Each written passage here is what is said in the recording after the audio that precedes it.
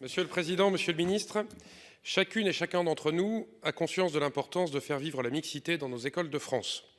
La mixité, elle permet de se confronter à la différence, quelle qu'en soit la forme. Elle permet d'apprendre à comprendre l'autre. Elle participe à former un citoyen. Mais le sujet de la mixité ne se pose pas pareil, avec la même intensité selon les territoires.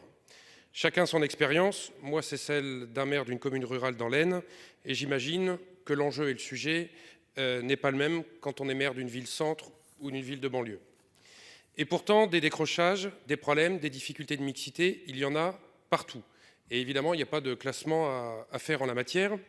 Néanmoins, les difficultés quand on est dans un territoire métropolitain, grâce à la mobilité, je veux dire au RER, au métro, au bus, fait que vous avez accès à des lieux culturels. Enfin, pour faire simple, le monde est devant vous et vous pouvez le voir. Or, dans les territoires ruraux, soit vous êtes dans une famille qui a les moyens et l'organisation qui permet de se rendre dans ces endroits, et des fois, c'est la double peine. Vous avez les difficultés, vous êtes dans une famille où des fois, il n'y a pas un permis de conduire, vous êtes dans une famille où il n'y a pas les moyens de partir une journée ou plusieurs jours pour se rendre dans une capitale ou une grande ville pour s'ouvrir l'esprit.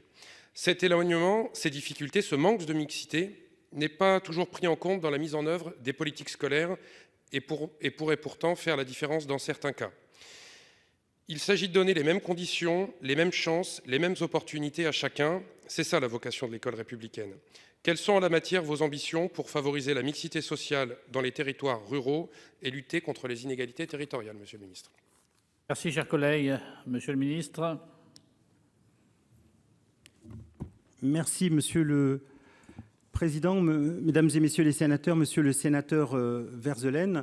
Vous avez raison, la question de la mixité sociale ne se pose pas seulement dans les territoires urbains, mais également dans les régions rurales. Cependant, les problématiques scolaires dans les régions rurales sont un peu différentes des problématiques des territoires urbains. Globalement, les résultats scolaires dans les régions rurales, avec des variations, il faut le reconnaître, sont des résultats corrects, voire même bons dans des départements très ruraux. Si je prends le cas de la Mayenne, par exemple, les résultats scolaires en Mayenne sont de bons résultats scolaires. Néanmoins, ce que l'on constate, c'est plutôt un manque d'ambition, ou en tout cas des difficultés à projeter ces résultats scolaires dans des études post-bac qui impliquent éventuellement un éloignement géographique de la région d'origine. Donc la question de l'éloignement, à travers cet exemple, est absolument centrale en ce qui concerne les territoires ruraux. C'est pourquoi j'ai mentionné dans mon intervention la possibilité d'organiser des rapprochements entre établissements scolaires moyennement éloignés, je dirais en tout cas éloignés de façon gérable par des modes de transport appropriés. J'ai également en tête l'importance et l'intérêt des cordées de la réussite.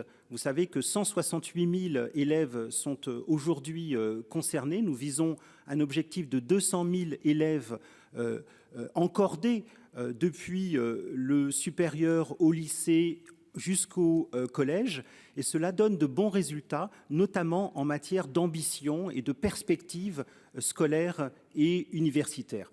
Enfin, je veux mentionner la question de la refonte de la carte de l'éducation prioritaire à laquelle nous nous sommes attelés avec le ministre du Logement et de la Ville, question qui va aussi impliquer les territoires ruraux, et nous allons prendre notre temps pour aboutir à une refonte en septembre 2024. Merci, Monsieur le Ministre.